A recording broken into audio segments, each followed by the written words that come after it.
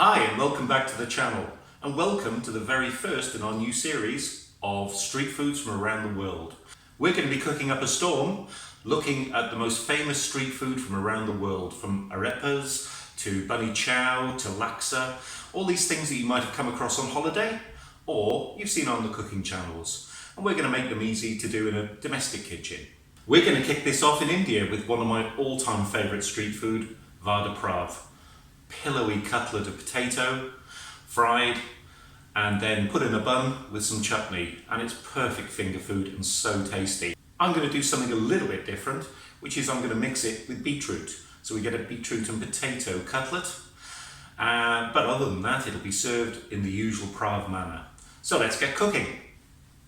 And here's what you're going to need for the outer part of the cutlet. You can use as much chili powder as you want, but you do want the cutlet to have a little bit of a punch. And the ingredients for the filling. So here's our boiled beetroot. I boiled it for about 20-25 minutes and chopped them up once they were cool. And the first thing we're going to do is get mashing.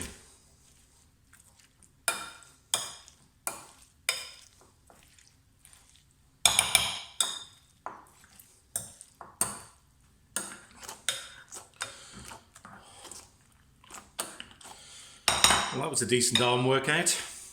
So the next thing we're going to add is our potatoes, and we're just going to crush these in with our hand. So these boiled potatoes, and by the way, when you are mashing, you can use a food processor if you like, but traditionally this would be done by hand. So we're going to mash these potatoes in. Kind of crumbled in. Let's combine them. Here we go, that's all combined. You'll see there's little nodules of potato in there, but that's fine, this is street food. It's not a problem. And so the next thing we're going to add is our spices. So in they go, with the chili powder, garam masala, and the salt. Let's give them a bit of a mix through.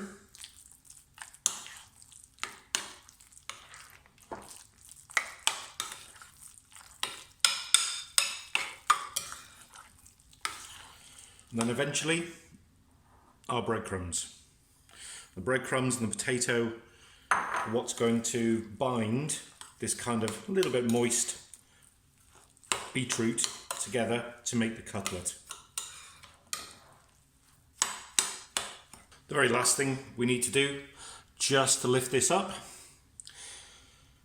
is add half a lemon juice, or half a lemon's juice. Just going to do the final mix. That breadcrumb really has made this into a nice moldable consistency.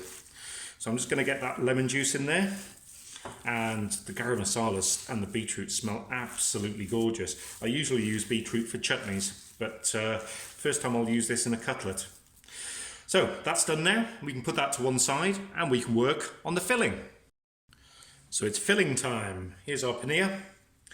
And all I've been doing is these came in cubes, so I've just been crumbling those cubes in between my fingers just for a few minutes to break them up, get these cubes a little bit smaller so that they're perfect size to start the filling for the cutlets. So just a few minutes doing that breaks it all down to smaller pieces. Excellent, that's all the paneer kind of crumbled down to a nice size now. And it's in with everything else. We have our green chilies, and these are quite hot. You can obviously put in as many as you need. There's 3 or 4 there. Good glug of salt, as let's face it, paneer isn't the most tasty of articles. And our cup, really, of coriander, fresh coriander chopped up finely. And let's get these combined.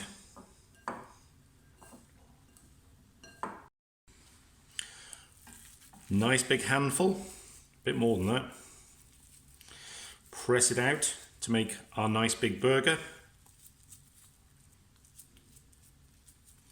So we've got plenty of material so that when we put in our filling,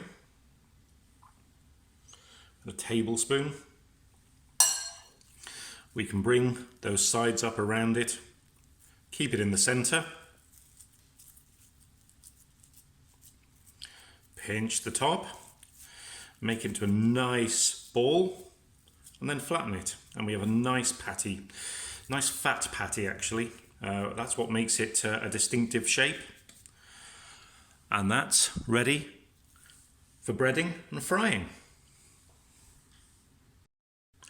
Okay, it's breadcrumbing time. So we're going to take one of our patties, pop it in the breadcrumbs, make sure the sides get coated as well, and the bottom. And once that's done, we can put that to one side and get on with the rest of them. So, welcome to the frying zone. I've got here a pan. It's on kind of medium, slightly high. You certainly don't want a high heat for this because you don't want the breadcrumbs to burn and you want the patty to heat through sufficiently. We are going to move it around. We are going to turn it on the other side. These can be a little delicate, so I will be treating them with a little bit of respect. So, here's our patty. And here's where it starts gently frying. So that's been 5 minutes on one side, on a gentle fry. Let's turn this over. These can be a little bit delicate, so I'm going to treat this with respect. There we go. So we've got a nice crisp base on the bottom. I know it looks dark, but it's meant to be dark. So we'll do 5 minutes on this side. There we go, mission accomplished. Let's take this bad boy out. And we can get on and fry the rest. So I've opened the bun, not all the way, still a hinge on there, and I've just filled it with my green chutney. And this is a coriander and mint chutney, which I made myself, but there's tons of good quality chutneys that you can buy readily available. So we're now going to take our patty, pop it into our bun, and I've got here a little bit of chaat masala. I'm just going to sprinkle that onto the hot patty, just, pinchful, because this is like an ending spice. This is a very tangy garnish, which as it hits the burger, suddenly this kind of real fragrance, this almost perfume is released from the burger, and that's what I remember from a lot of the street markets in India. So here we go. Let's plate up. And here we have it. My take on a Vada Pav, classic Indian street food. I've served it here not just with my chutney, but also with some spicy beetroot slaw, because I think the acidity of the coleslaw really counterpoints the earthiness of the beetroot and the spiciness of the paneer filling. Go cook this, it's a joy. So if you enjoyed this video, why not give it a like? And also, as we have new street food recipes coming out every week, why not ring that bell and subscribe? And that way you'll be notified when the next one's out. Until next time.